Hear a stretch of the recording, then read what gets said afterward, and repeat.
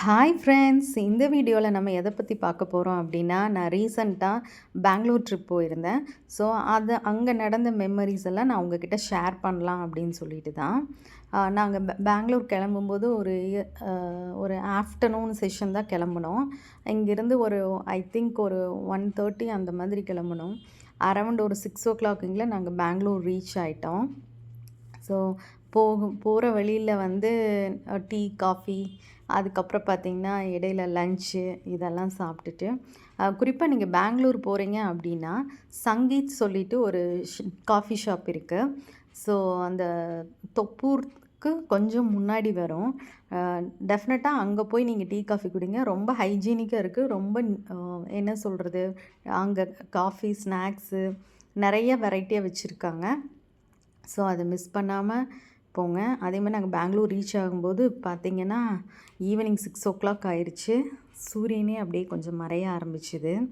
ஆனால் சொல்லப்போனால் பெங்களூரில் பெரிய ஒரு டிஸப்பாயின்மெண்ட் என்னென்னா டிராஃபிக்கு. நீங்கள் பெங்களூரில் வந்து மெயினாக ஒரு 15 மினிட்ஸ் ட்ராவல் பண்ணுற ஒரு இடத்துக்கு மேப்பில் பார்த்தீங்க அப்படின்னா அரௌண்ட் ஒரு 1 ஹவர் காட்டும். ஸோ நீங்கள் பெங்களூர் இன்கேஸ் நீங்கள் போகிறீங்க அப்படின்னா அந்த டிராஃபிக்கெல்லாம் ஃபேஸ் பண்ணுறதுக்கு ரெடியாக போங்க. ஏன்னா நாங்கள் வந்து கோயம்புத்தூர். ஸோ கோயம்புத்தூரில் இந்தளவுக்கு டிராஃபிக் அந்த ஒரு பீக் ஹவர்ஸில் மட்டும்தான் இருக்கும். பட் அங்கே மேக்ஸிமம் பார்த்திங்கன்னா அந்த டே ஃபுல்லாகவே ஹெவி டிராஃபிக் தான். பட் மேக்ஸிமம் ப்ராப்பராக எல்லாருமே அந்த சிக்னல் நின்று போகிறது இதெல்லாம் வந்து ப்ராப்பராக மெயின்டைன் பண்ணுறாங்க. இது பார்த்திங்கன்னா அந்த பெங்களூரோட உள்ள சிட்டிக்குள்ளே என்ட்ரு ஆயாச்சு. ஸோ அதோட வியூ தான். அதுக்கப்புறம் நாங்கள் போய் அங்கே ஒரு ஹோட்டலில் ஸ்டே பண்ணணும். ஸோ எனக்கு ஹோட்டல் பற்றி பெருசாக சொல்கிறதுக்கு ஒன்றும் இல்லை. ஏன்னா நான் நினச்ச மாதிரி இல்லாதங்காட்டி நான் பெருசாக அங்கே வந்து வீடியோஸ் எல்லாம் பெருசாக எடுத்துக்கல. ஸோ அதுக்கப்புறம் பார்த்திங்கன்னா ரூமுக்கு வந்து ரெஃப்ரெஷ் ஆகிட்டு திருப்பி அங்கேருந்து கிளம்பி ஒரு ஆட்டோவை பிடிச்சி நேராக அந்த கமர்ஷியல் ஸ்ட்ரீட்டுக்கு வந்தோம். ஸோ இந்த ஏரியாவில் பார்த்திங்கன்னா ஃபுல்லாக ஷாப்பிங் பண்ணுற ஏரியா தான். இங்கே நிறைய ஷாப்ஸ் இருக்கும், பிராண்டடு, ஹோல்சேலு அந்த மாதிரி. ஸோ அது நைட் டைம் பார்த்திங்கன்னா ரொம்ப அழகாக இருந்தது. அங்கே லைட் வியூவு என்ன சொல்கிறது, நம்ம ஒரு புதுசாக ஒரு இடத்துக்கு போகிறோம் அப்படின்னா அப்படியே பேன்னு வேடிக்கை பார்த்துட்டு போவோம்ல. ஸோ அந்த மாதிரி தான் அங்கே நான் போனேன். அதுக்கப்புறம் பார்த்தீங்க ஃபுட்டு அங்கே இருந்தது. ஸோ பார்த்தீங்க அப்படின்னா ஒரு கார்ன் வாங்கிட்டு நல்லா சாப்பிட்டு என்ஜாய் பண்ணிவிட்டு, அது போக இந்த ஃப்ரூட்டு சாலட் எல்லாம் இருந்துச்சு. ஸோ அதெல்லாம் சாப்பிட்டுட்டு ஸ்ட்ரெயிட்டாக அதுக்கப்புறம் பார்த்தீங்கன்னா டின்னருக்கு வந்துட்டோம். ஸோ எனக்கு என்ன ஒரு பெங்களூரில் நம்ம பார்த்த விஷயம்னா, நாங்கள் அரவுண்ட் இந்த டின்னர் சாப்பிட்ற டைம் பார்த்திங்கன்னா ஒரு 11:00 இருக்கும். பட் 11:00 அவ்வளோ க்ரௌடாக இருந்தது அந்த ஏரியா ஃபுல்லாகவே. குறிப்பாக நீங்கள் வந்து நான்வெஜ் பிரியர் அப்படின்னா உங்களுக்கு பெங்களூரில் நிறைய ஷாப்ஸ் இருக்கும். பட் வெஜ்ஜுன்னு நீங்கள் தேடி போனீங்கன்னா ரொம்ப ரொம்ப கம்மி தான். நாங்கள் அப்புறம் அந்த பார்பிக்யூ சிக்கன் எல்லாம் சாப்பிட்டு நல்லா டேஸ்ட் பண்ணோம். பட் ரொம்ப லேட் நைட்டுங்காட்டி என்னால் ஹெவியாக சாப்பிட முடியல. அதுக்கப்புறம் கொஞ்சம் பார்சல் வாங்கிட்டோம். ஏன்னா நாங்கள் ஆர்டர் கொடுத்து பேலன்ஸ் ஃபுட்டு நிறையவே இருந்துச்சு. ஸோ அதெல்லாம் பார்சல் பண்ணிவிட்டு கீழே வரும்போது அங்கே நிறைய பேர் என்ன சொல்கிறது, அந்த ரோட்டு கடைகளெல்லாம் இருப்பாங்க இல்லையா, ஸோ அவங்களுக்கு அந்த பேக்கிங் கொடுத்துட்டோம். அதுக்கப்புறம் வந்து பீடா சாப்பிட்லான்னு சொல்லிட்டு வந்து பீடா சாப்பிட்டோம். ஸ்வீட் பீடா எல்லாம் டிஃப்ரெண்ட்டாக இருந்துச்சு. அதுக்கப்புறம் நெக்ஸ்ட் டே மார்னிங் இந்த video. So next day morning அப்படியே எந்திரிச்சு ரூமில் கொஞ்சம் ரெஃப்ரெஷ் ஆகிட்டு அப்படியே ஒரு வாக்கிங் போகலாம் அந்த ஸ்ட்ரீட்டில். அது நியர்பை, நாங்கள் ஸ்டே பண்ண ஹோட்டலுக்கு நியர்பை தான். அப்படியே ஒரு வாக்கிங் போயிட்டுருந்தோம். நம்ம தான் எங்கே போனாலும் கேமராவோட போகிற ஆளாச்சு. ஸோ வாக்கிங் போகும்போது நிறைய ஃபோட்டோஸ், வீடியோஸ் எல்லாம் எடுத்துக்கிட்டோம். இந்த டைம் தான் கொஞ்சம் அப்படியே காமாக இருக்கிற மாதிரி இருக்குது. ஆஃப்டர் ஒரு 10:00 ஆஃப்டர் ஒரு 9:00 அப்புறம் பார்த்திங்கன்னா பயங்கர க்ரௌடு. அதுக்கப்புறம் பிரேக்ஃபாஸ்ட்டு, இது எஸ்பெஷலி நான் சொல்லியே ஆகணும். இது வரைக்கும் எவ்வளவோ ஹோட்டலில் ஸ்டே பண்ணியிருக்கோம். பட் இந்த ஹோட்டலில் இது ஒரு ரூம் தான் சரியில்லை. பட் ஃபுட்டுக்கு சான்ஸே இல்லைன்னு சொல்லலாம். அவ்வளோ வெரைட்டி ஃபுட்டு வச்சுருந்தாங்க. எஸ்பெஷலி பெங்களூரில் வந்து பருப்பு சாதம் ரொம்ப ரொம்ப ஃபேமஸ்ஸு. ஸோ நீங்கள் எங்கே போனாலும் பருப்பு சாதம் மட்டும் மிஸ் பண்ணிடாதீங்க. பருப்பு சாதம், சாம்பார் சாதம் இதெல்லாம் ரொம்ப நல்லாயிருக்கும். என்னமோ சொல்லுவாங்கள்ல, "என்ன என்ன ஐட்டங்களோ" அப்படிங்கிற மாதிரி நான் எல்லாத்தையும் எடுத்து உங்களுக்காக சரி ஒரு வியூ காட்டலாமே. இது கொஞ்சம் டிஃப்ரெண்ட்டாக இருந்தது. ஜவ்வரிசியில பண்ணியிருந்தாங்க. அதுக்கப்புறம் பார்த்திங்கன்னா, இது வந்து பருப்பு சரி சாம்பார் சாதம், அப்புறம் பூரி இருந்துச்சு. பூரிக்கு மசால், அதுக்கப்புறம் பார்த்திங்கன்னா, அதுக்கு இதுவும் பருப்பு வெரைட்டி தான் ஏதோ வச்சுருந்தாங்க. இதை நான் டேஸ்ட் பண்ணல. பட் அந்த நான் ஸ்டே பண்ண அந்த 2 டேஸும் பார்த்தீங்க அப்படின்னா, மார்னிங்கே ரொம்ப ஹெவி ஃபுட் எடுத்துக்கிட்டேன். குறிப்பாக இந்த பொட்டேட்டோ ஃப்ரை ரொம்ப நல்லா இருந்துச்சு. அவ்வளோ இங்கே எல்லா ஃபுட்டுமே அவ்வளோ டேஸ்ட்டு. அதே மாதிரி பார்த்திங்கன்னா ரொம்ப ஹைஜீனிக்காக இருந்தது. அந்த விஷயத்தில் நம்ம பாராட்டி தாகணும். அதேமாதிரி காலையிலேயே பாயாசமெல்லாம் போட்டு ஒரு கப்பில் ஊற்றி நல்லா குடிச்சிட்டு, அதுக்கப்புறம் பார்த்திங்கன்னா ஆஃப்டர் ஃபுட்டு ஹெவி ஃபுட்டுக்கு அப்புறம் நான் எப்போயுமே ஒரு டம்ளர் ஹாட் வாட்டர் குடிப்பேன். ஸோ ஹாட் வாட்டர் குடிச்சிட்டு இந்த ட்ரெஸ்ஸில் ஒரு கிளிப்ஸ் எல்லாம் எடுக்கலான்னு சொல்லிவிட்டு கொஞ்சம் ஃபோட்டோஸ் மட்டும் எடுத்துக்கிட்டேன். ஏன்னா இது என்னோடய நியூ ட்ரெஸ். அதுக்கப்புறம் பார்த்திங்கன்னா ஷாப்பிங் கிளம்பியாச்சு. ஸோ மெயினாக பெங்களூர் போனால் நம்ம ஷாப்பிங்கை மிஸ் பண்ணக்கூடாதுன்னு சொல்லிவிட்டு நாங்கள் அங்கே ஸ்டே பண்ணியிருந்த ஷாப்புக்கு நியர்பையே வந்து ஒரு மால் இருந்துச்சு. பட் இது ரொம்ப ஏதோ பழைய மால்னு சொன்னாங்க. அதுக்கப்புறம் பார்த்திங்கன்னா அதுக்குள்ளார ஒரு ஷாப் இருந்தது. இந்த ஸ்டோன் ஐட்டமெல்லாம் அங்கே சேலுக்கு வச்சுருந்தாங்க. அது உள்ளே போய் அப்படியே ஒரு கிளான்ஸ் பார்த்தோம். ஏன்னா இந்த மாதிரி ஷாப்ஸ் எல்லாம் நம்ம ஊரில் அதிகமாக பார்க்க முடியாது இல்லையா, அந்த ஜெம் ஸ்டோன் சொல்லுவாங்கள்ல. பட் இங்கே நிறைய இருந்துச்சு அந்த மாதிரியெல்லாம். இதெல்லாம் வீட்டில் அழகுக்கு வைக்கலாம், ரொம்ப அழகாக இருக்கும் பார்க்குறக்கு. பெங்களூர் போனீங்கன்னா இதெல்லாம் மிஸ் பண்ணாமல் ட்ரை பண்ணுங்கள். அதுக்கப்புறம் திருப்பியும் ஆட்டோ பிடிச்சி நாங்கள் வந்து ஷாப்பிங் மால் போகலான்னு சொல்லிவிட்டு ஷாப்பிங்க்கு கிளம்புனோம். அதே தான் சேம் கமர்ஷியல் ஸ்ட்ரீட்டு. காலையில் நாங்கள் அந்த கமர்ஷியல் ஸ்ட்ரீட்டு என்ட்ரு ஆகும்போது ஒரு 11:30 இருக்கும். ஏன்னா பெங்களூர் பொறுத்த வரைக்கும் நீங்கள் வந்து உங்களோட ஓன் வெஹிக்கிளை அப்படி ஓரமாக பார்க் பண்ணிவிட்டு ஆட்டோவில் போகிறது எவ்வளவோ பெஸ்ட்டு. ஏன்னா டிராஃபிக் அந்த அளவுக்கு இருக்கும். அதுக்கப்புறம் அந்த கமர்ஷியல் ஸ்ட்ரீட்டில் போய் அப்படியே ஒரு வாக் பண்ணி எல்லா கடையும் பார்த்தோம். எனக்கு இதை பார்க்கும்போது எனக்கு நம்ம டவுன் ஹால், கோயம்புத்தூர் டவுன் ஹாலில் உப்புக்கிணறு சந்து அந்த ஏரியாலாம் எப்படி இருக்குமோ எனக்கு அதுதான் ஞாபகம் வந்துச்சு. அவ்வளோ அழகழகான ட்ரெஸ்ஸஸ் இருந்துச்சு. நிறைய வெஸ்டர்ன் ஸ்டைல் டாப்ஸ் எல்லாம் நீங்கள் எடுக்கணுன்னா மிஸ் பண்ணாமல் நீங்கள் பெங்களூர் போயிருங்க. டீஷர்ட்ஸ் அந்த மாதிரி தான். அதுக்கப்புறம் பர்ச்சேஸ் கேப்பில் வந்து கொஞ்சம் பசிக்க ஆரம்பிச்சுது. அதனால் கொஞ்சம் அங்கே இருந்த ஒரு ஃபேமஸான ஒரு கஃபேயில் வந்து நல்லா உட்காந்து அந்த பூரி ஐட்டமெல்லாம் வாங்கி, பேல் பூரி, பானிபூரி அதெல்லாமே ஒரே இது வந்து ஒரு காம்போ பேக் மாதிரி கொடுத்தாங்க. ஸோ அதை உட்காந்து சாப்பிட்டோம். நல்லா இதுவே ஹெவியாக இருந்தங்காட்டி லன்ச் நான் எடுத்துக்கல. இதை சாப்பிட்டுட்டு அதுக்கப்புறம் ஈவினிங் வந்து ஹோட்டல் ரிட்டர்ன் வந்ததுக்கப்புறம் ஹோட்டலில் பார்த்தீங்க அப்படின்னா ஆனியன் பக்கோடா கொடுத்தாங்க. இதுக்கப்புறம் தான் ஒரு விஷயமே இருக்குது.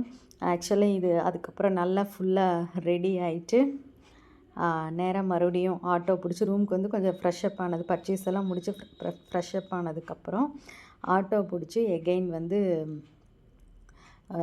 நாங்கள் ஒரு பக்கம் போகிறோம். பட் அது எங்கே போகிறோம் அப்படிங்கிறது இந்த வீடியோவில் இருக்கும். அதை நீங்கள் பாருங்கள். திருப்பி சேம் அதே கமர்ஷியல் ஸ்ட்ரீட்டு தான். இந்த கமர்ஷியல் ஸ்ட்ரீட் வந்து பப்புக்கு பேர் போன இடம். இங்கே நிறைய பப்பு இந்த லைனில் தான் இருக்கும். ஸோ பெங்களூர் போனால் நான் வந்து ரொம்ப நாளாக ஒரு விஷயம் பண்ணணும்னு நினச்சேன், மிஸ் பண்ணக்கூடாது அப்படின்ட்டு. ஏன்னா நான் இது வரைக்கும் லைஃப்பில் போனதில் இதுதான் ஃபஸ்ட் டைமு. ஸோ அதுக்கு முன்னாடி சரி கொஞ்சம் ஷாப்பிங் பண்ணலாமே. இந்த ஸ்லிப்பரெல்லாம் ரொம்ப நல்லா இருந்துச்சு. பெங்களூர் பொறுத்த வரைக்கும் நீங்கள் ஸ்லிப்பரு, ட்ரெஸ்ஸு இதெல்லாம் வாங்கலாம். இருந்தாலும் என்னோடய ஃபேவரட் பிராண்டு வந்து மோச்சி. ஸோ மோச்சியில் வந்து ஒரு ஸ்லிப்பர் வாங்கலாம் அப்படின்னு சொல்லிட்டு அந்த ஷாப்புக்குள்ளே போனோம். இங்கே வந்து மோச்சி ப்ளஸ் எல்லா பிராண்டுமே இங்கே இருக்குது. அதுக்கப்புறம் பார்த்திங்கன்னா இங்கே ஒரு பிளாக் கலர் ஸ்லிப்பர் நான் பர்ச்சேஸ் பண்ணேன். அது போக வெளியில் வந்து இந்த ஸ்ட்ரீட் கடைகள்லாம் கொஞ்சம் ஸ்லிப்பர்ஸ் நிறைய இருந்தது. ஏன்னா நம்ம இதோட கலெக்ஷன்ஸ் எல்லாம் பார்த்திங்கன்னா நானே இதை நைக்காவில் தான் அதிகமாக பார்ப்பேன். நைக்கா ஃபேஷன்ஸ் மேக்ஸிமம் இது ஆன்லைன் ஸ்டோரில் சேல் பண்ணுறது எல்லாம் இங்கே வந்து பார்த்திங்கன்னா ஒரு பிளாட்ஃபார்ம் கடையில் போட்டு வச்சுருக்கிற மாதிரி போட்டு வச்சுருப்பாங்க. அதுக்கப்புறம் பார்த்திங்க அப்படின்னா அங்கேருந்து அந்த மோச்சியிலேருந்து ஒன்று கலெக்ட் பண்ணி, ஏன்னா ரெண்டு பக்கம் பார்த்து எனக்கு செட் ஆகலைன்னு தான் நான் மோச்சி பிராண்டே வாங்கலாம் அப்படின்னு சொல்லிட்டு ஃபைனலாக எனக்கு பிடிச்ச மாதிரி ஒரு ஸ்லிப்பர் வாங்கி பேக் பண்ணியாச்சு. அப்புறம் நாங்கள் போன இடம் தான். அந்தளவுக்கு இது வீக் டேஸ் அப்படிங்காட்டி க்ரௌட் அந்தளவுக்கு இல்லை. ஆனால் உண்மையாக பெங்களூர் லைஃப் ஒரு தங் லைஃப் தான் அது. ஏன்னா நிறையா நான் வெளியில் பார்த்துட்ட நிறைய விஷயங்கள் பார்த்தா வேறு லெவல் இருக்குது. இன்னும் இந்த மாதிரி ஒரு 10-15 வருஷமாக தான் ஆயிரும். இந்த பப்பில் ஒன்லி வந்து பாலிவுட் சாங்ஸ் தான் ப்ரிஃபர்டாமா. நான் தமிழ் சாங் ஏதாவது போடுங்கன்னு கேட்டிருக்கேன். பாருங்க, நம்ம தமிழ்நாட்டுக்காரங்க தமிழை யாருமே மதிக்க மாட்டேங்கிறாங்க. ஆனால் பட் ஒரு ஃப்ளோவில் போடுவோம் அப்படின்னு சொல்லியிருக்காங்க. பார்ப்போம். எஸ், நானும் ஒரு வழியாக பப்புக்கு போயிட்டேன். ஏன்னா இந்த லைஃப்பும் எப்படி இருக்குன்னு பார்க்கணும் இல்லையா? ஸோ எனக்கு அங்கே லைட்டிங் குறிப்பாக சொல்லியே ஆகணும். நாங்கள் போனது பார்த்திங்கன்னா ஒரு வீக் டேஸ் தான். ஸோ பெருசாக அங்கே க்ரௌடே இல்லை. ஆனால் வீக்கெண்டு பார்த்திங்கன்னா நார்மலாக இன்கேஸ் நீங்கள் பெங்களூர் போகிறீங்க அப்படின்னா தயவு செஞ்சு வீக்கெண்டு போங்க. வீக்கெண்டில் இங்கே வந்து ஃபுல்லாக சீட்டே கிடைக்காதான், அந்தளவுக்கு இங்கே க்ரௌடு இருக்குதுன்னு சொன்னாங்க. பட் இது வீக் டேஸுங்காட்டி ரொம்பவுமே காற்று வாங்கிட்டு தான் இருந்துச்சு. நான் போய் அழகழகாக அங்கே வீடியோஸு, ஃபோட்டோஸு, அதுக்கப்புறம் பார்த்திங்கன்னா எனக்கு பிடிச்ச ப்ரான் ஆர்டர் பண்ணியிருந்தோம். ஸோ அதையும் சாப்பிட்டுட்டு நமக்கு சோறு தானே முக்கியம் எங்கே போனாலும் அப்படின்னு சொல்லி அங்கே சாப்பிட்டோம்.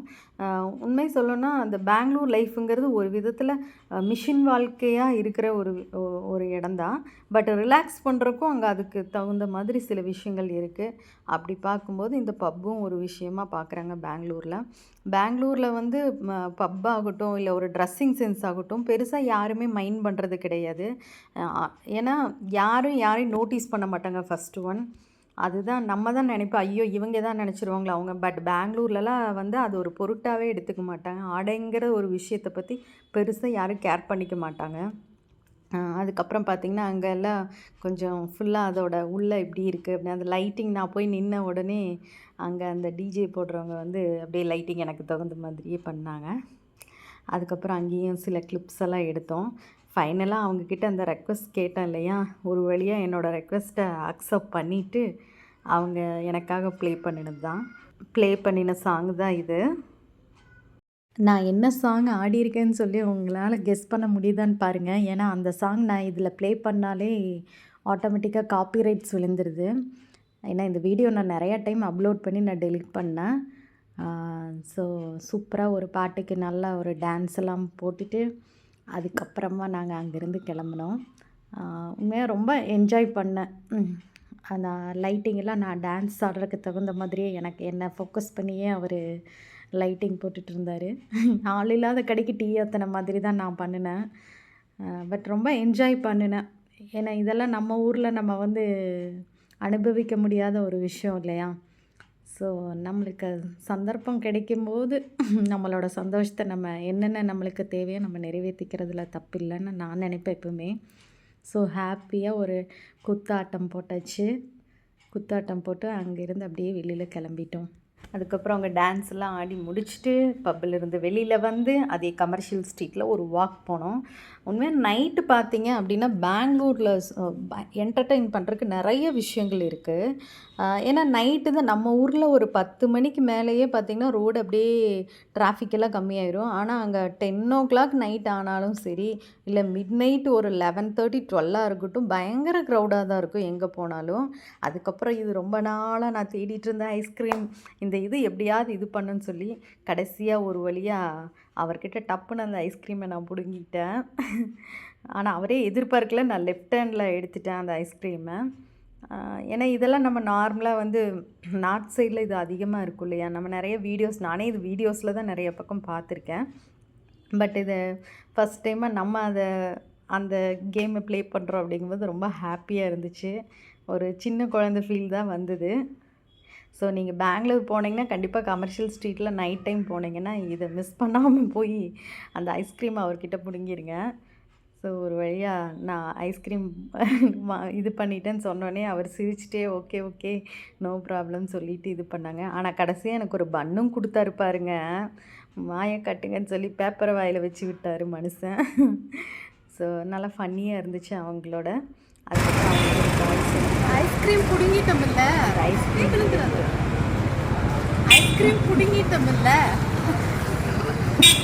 அவர்கிட்ட ஐஸ்கிரீம் வாங்கின சந்தோஷத்தோடு நைட்டு வந்து தூங்கிட்டு காலையில் எகெயின் நம்ம ஊருக்கு கிளம்பியாச்சு.